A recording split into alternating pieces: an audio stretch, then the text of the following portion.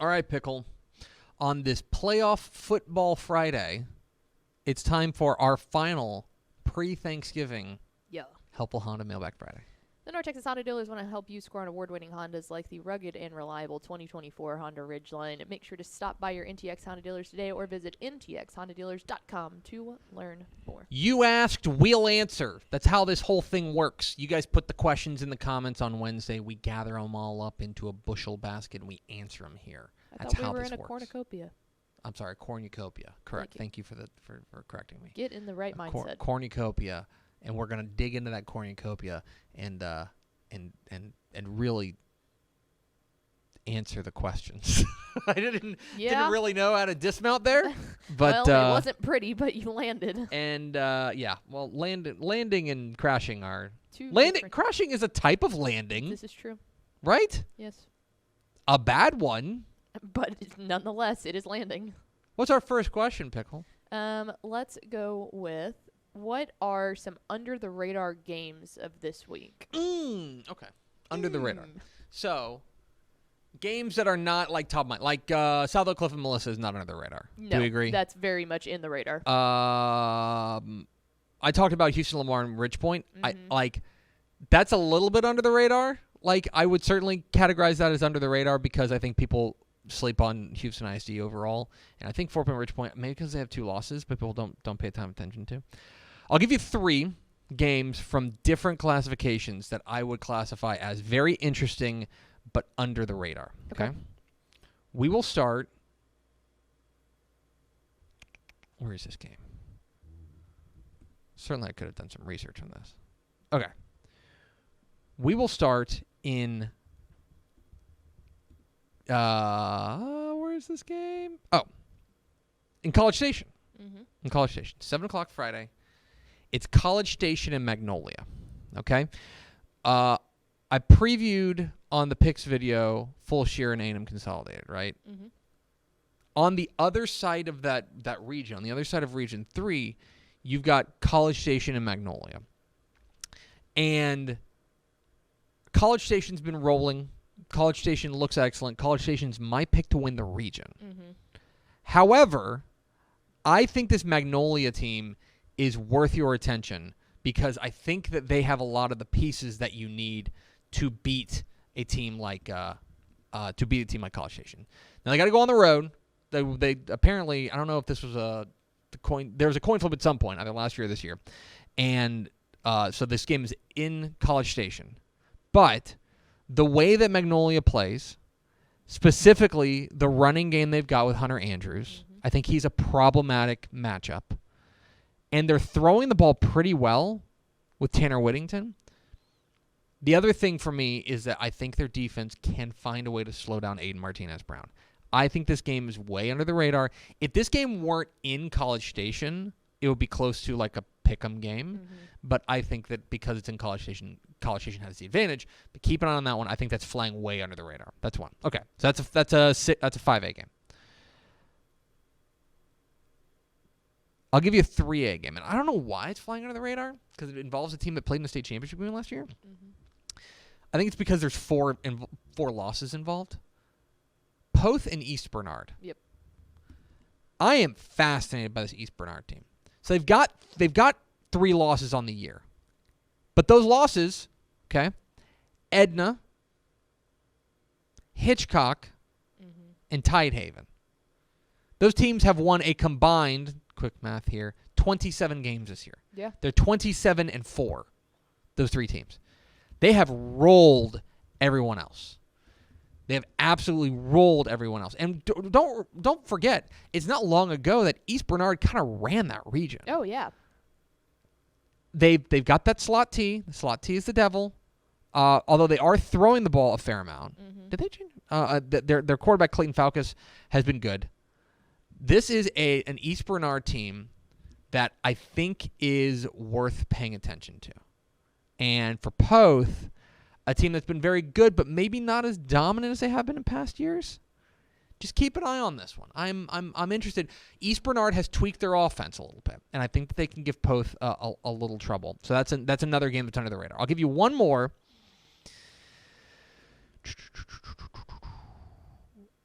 Okay. And again, this one's under the radar because it's got 5 combined losses on it. Wink and Munster. Mm-hmm. Okay. Wink and Munster is very interesting. Munster, like, I get it why people are throwing dirt on Munster because they are 7-4 and their record's kind of ugly. But again, look at who they've lost to. Bells, 9-1. Paradise, 10-1. Pottsboro, 9-2. And Collinsville, 10-1. Mm-hmm. Everyone they've lost to has at least 9 wins. Is really good, and they were in a lot of those games, right? They were punching up. Bells and Paradise are 3A teams, right? They have a win over Windthorst, okay?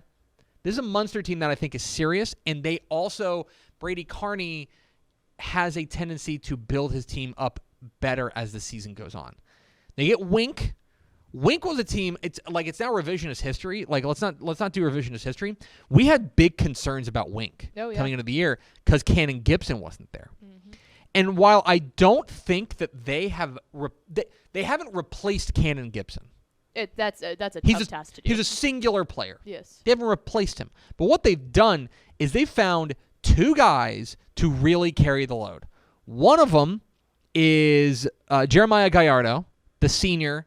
They've run him at quarterback. They've run him at running back. He's a star.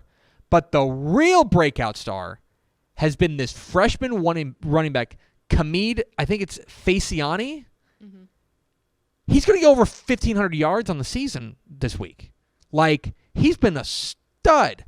I think this game is going to be a lot of fun. Wink and Munster is an under-the-radar game. Where is that game? That game is in Tuscola. It's at Jim Ned. So that is, I'm very interested in that one. I think everyone's paying attention to Albany and probably we're like, oh, we're going to get Albany and Collinsville or Albany and Windthorst maybe in a regional final. This game between Wink and Munster, the winner gets Albany probably. More than likely, I think Albany's going to beat Celeste. More than likely gets them next week, but they're dangerous. I like Hooks and Dangerfield. I think that one is. It's not necessarily going under the radar. It's kind of a more if you know type of game. Yeah, that's a good way to put it. Yeah. If you pay attention to small school ball, you recognize how good it is. But if you're just kind of parachuting in and I'm like, hey, I want a small school game to like look for, that's a great one to watch. Hooks. So Step's going to be at that game tonight at Pirate Stadium in Pittsburgh. That game fascinates me for a couple of reasons. One of them is that Hooks scored 92 points last week. The other one is that Hooks also gave up 57 points last week. Mm-hmm. Step told me this. So that final score was, I think, in 92-57 against Clarksville, I think it was. Or, yeah, something like that. Okay. They scored 92 points. Played Edgewood, 92 points. Do you know what the score was at halftime? 51-6 Hooks, which means they gave up 51 points in the second half. Now, hold on. I'm fairly certain they just threw in their 2s. Yeah. Okay? So, like, it's kind of buyer beware of like, oh, like, which team are you? I will tell you they have to play 4 quarters against Dangerfield. Yes. Because Dangerfield, Chase Johnson, and Bubba Hampton and stuff like that. Also a good defense. The other thing, that atmosphere, I'm very jealous of Step. Mm-hmm. That atmosphere is going to be bonkers out there at Pirate Stadium in Pittsburgh. So, yeah, that's a good one. All right, we spent enough time on that question. What's next? Let's go with what will be different for Texas without Jonathan Brooks? Yes. So they're going to be more one-dimensional. So Jonathan Brooks is out for the season, the star running back with a torn ACL. I've seen some people. Have you seen this? There's some Texas fans who think that was a dirty tackle, that they think he alligator rolled him. I don't have a dog in the hunt. Yeah. I don't have a dog in the hunt. I didn't see anything. I've watched it a couple times. I think it's one of those things that you kind of see what you want to see. I have a weak stomach when it comes to that, so I try to avoid watching stuff like that. It looked like a pretty standard open field tackle. Yeah. That his knee kind of got caught up underneath him, and like it sucks. And I'm not rooting for it, but I think that But there's a difference between that and it being an intentional dirty. I don't think it was. I will say this. I do not think that. I don't remember who's tackling him. I don't think that was intentional. Yeah. I'll say that. He's not out there trying to injure Jonathan Brooks. I think obviously they're gonna need more from Quinn Ewers. I think this has got to be like. I think it's got to be the Jadon Blue and C.J. Baxter breakout, right? I wonder if you're going to see more of that Savion Red package. Yes. You know what I mean? They have a name for it. I've listened to Craig call it games enough that they have it's essentially like a third, essentially like third and short, fourth and short type thing where they take Savion Red, who did play quarterback at Grand Prairie. I think it was Grand Prairie, not South Grand Prairie. I should look that up. They're gonna get mad at me. He went to, I want to say Grand Prairie. Grand Prairie. He went to Grand Prairie. Okay, yeah. I got it. Save your tweets. I think you're going to see more of that. And I wonder if they're going to play, honestly, a little bit quicker because they're going to be cycling through a couple different running backs. If they do a really good job of playing quickly. Quinn Ewers leads a really good kind of hurry up offense, but I genuinely wonder with the constant rotation or what I expect to be a constant rotation of a stable of running backs, I wonder if that's going to continue to kind of push them to go a little bit quicker. Here's another thing, and I don't have any inside information. I wonder if you're going to see Jordan Whittington in the backfield more. Yeah, that's not a bad idea. He's got a ton of experience playing running back. Like he was functionally a running back at Cuero. Have they been using Sanders as a tight end at Yeah. all? Because that's another player that they have. That's another arsenal in that. Like, hey, if you need to gain short yardage, throw it to Jatavion Sanders more. Just dump it off to him. I think what you need to do if you're Texas, and what Steve Sarkisian's probably doing, and he's usually been pretty good, is you got to think players, not plays. Yes. And think players, not positions. You've got dynamic threats. Move them around. And it was kind of like, if you remember Rashawn Johnson. Rashawn Johnson kind of turned into like an emergency running back, and now he's in the NFL playing running back. Yeah. He was a quarterback at Port Neches Groves, and now he's playing running back in the NFL. So my guess is, obviously you're going to see a lot more Jadon Blue and C.J. Baxter. They desperately need Quinn Ewers to get healthy, because he's clearly not 100%. No. And then, I wonder if you're going to see guys like Whittington in the backfield, and you're going to see more of the Savion Red package. So, I personally don't think – I think they're going to take care of business names. That's me. I'll go on record. I think they're going to take care of business names. But it will be very interesting to see how they tweak that offense without what was very clearly their most dynamic playmaker. So, that's what I think. What's next, Pickle? Let's go with who is on upset watch? Maybe because they're looking ahead to next week. Because there's a lot of possibilities for really good games next week. Like Carthage and Pleasant Grove. I think Katie's on upset watch against Cy-Fair. Yep. Cy-Fair is dangerous. Yes. Cy-Fair is dangerous. And they would be looking forward to North Shore. They'd be looking forward to North Shore. I would say that, no. I think we're going to get Pleasant Grove and Carthage. I think Pleasant Grove's going to beat Caddo Mills. I think Carthage is going to beat Van Alstyne. They're pretty comfortable favorites, in my opinion. Willis.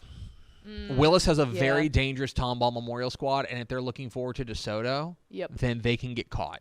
They can absolutely get caught looking. I'm trying to think of any other big-time showdowns in the regional semifinals that we're looking forward to. Those are the Willis is the one that springs to mind. The pairing in 682 Region 3, Fort Bend Hightower and Houston Heights, and then on the bottom side of that you have C.E. King and Clear Falls. Yes. C.E. King needs to watch out because Clear Falls is not Clear a bad Falls team. dangerous. No. And they would absolutely be looking Clear forward Falls to Fort Bend Hightower thinking, okay, we're going to run, as we always run through that kind of Cypress area. We're going to be perfectly fine. C.E. King and Cy Falls is one that I would say keep an eye on. I'll also say this. PSJA North. Yes. Okay? So next week they would get probably Corpus Christi Veterans Memorial. If, by the way, Corpus Christi Veterans Memorial has got to deal with who they got? They've got Brownsville Veterans Memorial, which is not easy. That's a tough Brownsville Veterans Memorial team. In fact, the computer has Brownsville Vets as a touchdown favorite in that game. Oh, wow. Now, I think Corpus Christi Vets going to win. Yes. All that to say, PSJA North has got to be careful here because Victoria East is a good ball club. Mm-hmm. It's a good ball club, and if they get caught looking towards the coast, they get caught looking towards Corpus Christi to what's happening with the Vela and Miller game or what's happening with Corpus Christi Vets, they can get caught. So I think those are a few teams that need to make sure that their eyes are on the prize, their eyes are right in front of them, because otherwise it could get very, very dicey in a hurry. All right, what's next, Pickle? Let's go with what do you think of the new name of the Baylor and TCU rivalry, the Bluebonnet Battle?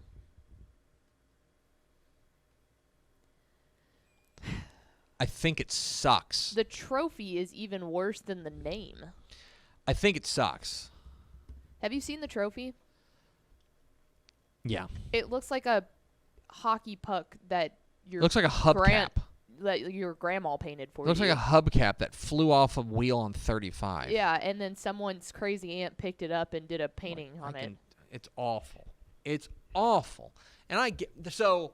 Also, the thing that makes me so mad about that, as a person who grew up in the hill country, and that's where actually all the bluebonnets are, there are not that many bluebonnets in between Fort Worth and Waco. If you wanted to say the battle between Waco and UT was the bluebonnet battle, or Baylor and UT, I would be willing to hear it, because that side of 35 has a lot more bluebonnets.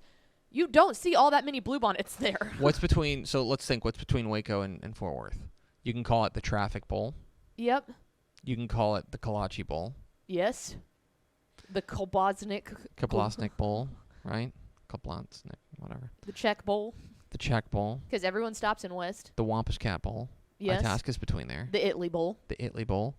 The Italy gas station where I locked the keys in the swag wagon bowl. You can do a lot. Here's the thing, though, and here's the construction bowl. Construction Bowl. Here's the thing that nobody wants to say out loud. Okay. They had a perfectly great name, the Rivalry. Mm-hmm. That's awesome. It's a great name. Yeah, it's two private Christian schools. It's it rocks. Awesome. It's fantastic. I'm gonna win friends here. Mm-hmm. TCU. You'll notice that people don't call them Texas Christian University anymore. They just go by TCU. Mm-hmm. This is opinion. This is, and I think we're gonna do. I think, I feel, I know. I think he's just trying to push his Catholics back on top agenda here. Nah, Notre Dame got wrecked, and Boston College sucks.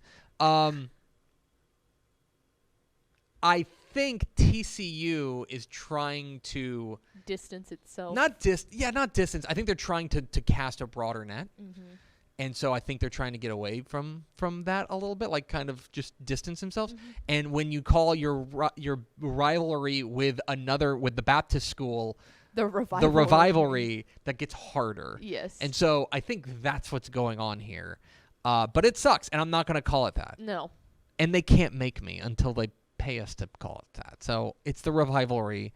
It is. The Bluebonnet Battle stinks. And we can call it what it is. It's just bad. And by the way, I'm happy to see that it's like unanimous across the internet. They're like, this sucks. This is awful. Yeah. Everyone has said it.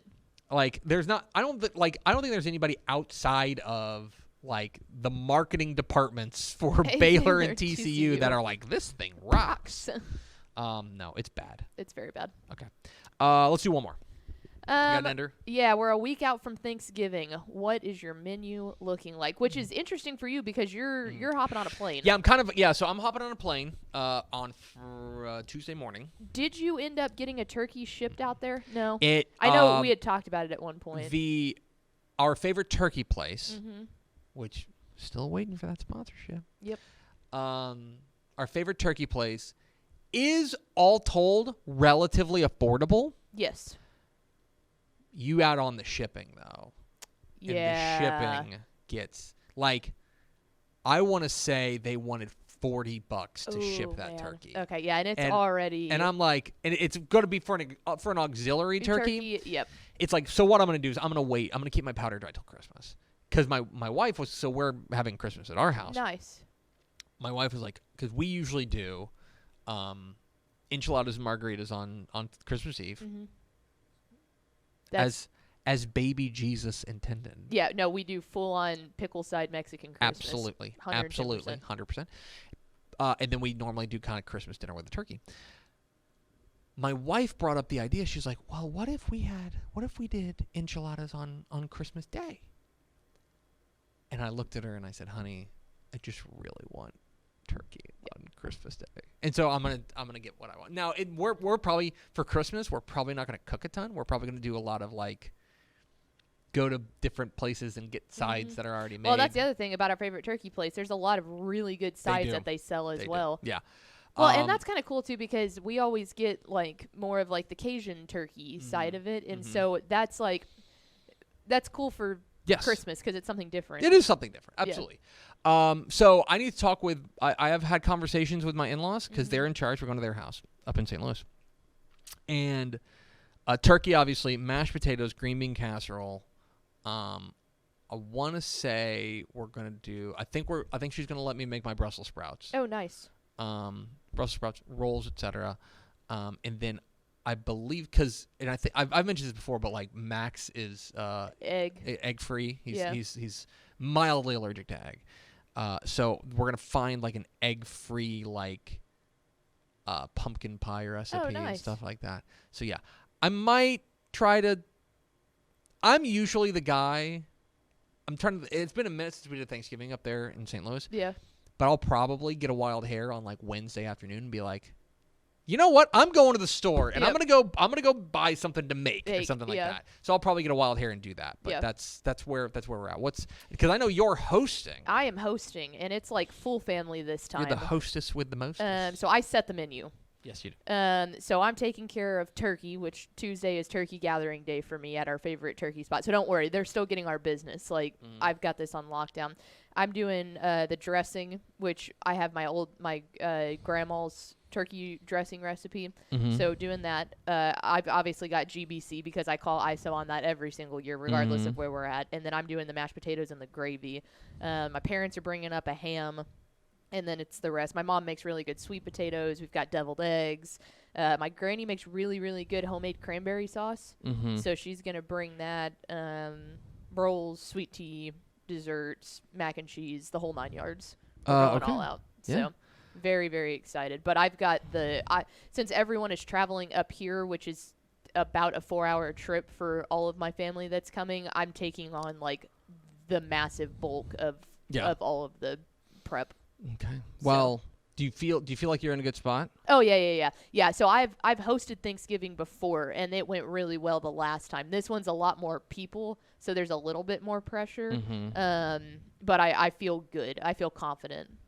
So I think my mom might stay with me that Wednesday night so we can get up in the morning and like really crank through stuff. Because the last time I hosted, I did everything by myself, and I was up at like 6 a.m. going. You gotta accept help. Yes. But you also, and I haven't been to your house. Assuming you don't have this like a kitchen the size of the studio. I do not have a kitchen the size of the studio. I have a much bigger kitchen now than what I did it in last time. You do have to like accept help, but also be firm when you need to kick people out. Yes. Be like, I need you to go somewhere else. Yep. Well, and the other thing is when you only have like we only have one oven. I know that some of my other family, they had like 2 ovens, and that makes a world of difference. That's luxury. You want to talk about like the other half, how the other half lives? People who have 2 ovens during Thanksgiving is clutch. So that's the biggest thing that you have to do is figure out like, okay, here's how long this needs to bake, and here's how high it needs to be baked on. What can I also put in? What do I need to take out? And like, what can we make and take out and then reheat right before we're going? It's another reason why I don't mind. I think a couple years ago, if you'd come to me and said, hey, you're going to go buy it's a pre-cooked turkey, I'd say that's a sin. Yes, absolutely. But now, A, I've had it, and it rocks. Oh, it's the best. And B, it still needs time in the oven. I think it needs like 2 hours-ish, about 2 hours in the oven. But you want to talk about freeing up your oven. So helpful. So helpful. Because I just remember, like, when I would start helping out, like, my folks cook Thanksgiving, like, when I was, like, in my teens and stuff, and I'd help them out, I remember thinking, like, man, because we only had one oven because We ain't living in this fucking, go on. I remember thinking like, oh, my dad's putting the turkey at like 7 a.m. and it needs all day to do it, and you can't do anything else in the oven. No, because you have to have it set. Obviously, when you put stuff in the oven, then it takes the heat away from it. So sometimes if people are cooking two things at once, you'll turn up the heat a little bit. That always scares me. Or you've got to just leave it in there longer than what it says. And yeah, the turkey is definitely one where it was like, you can't put anything else in there. It's going to ruin your turkey, or your turkey's going to be in there for 12 hours. Yes, absolutely. I think you're absolutely right. But I'm hyped. Yeah. Very hyped. Yeah, it should be. It's gonna be great. It's gonna be great. And remember, next week, as a programming note, we have a live show Monday.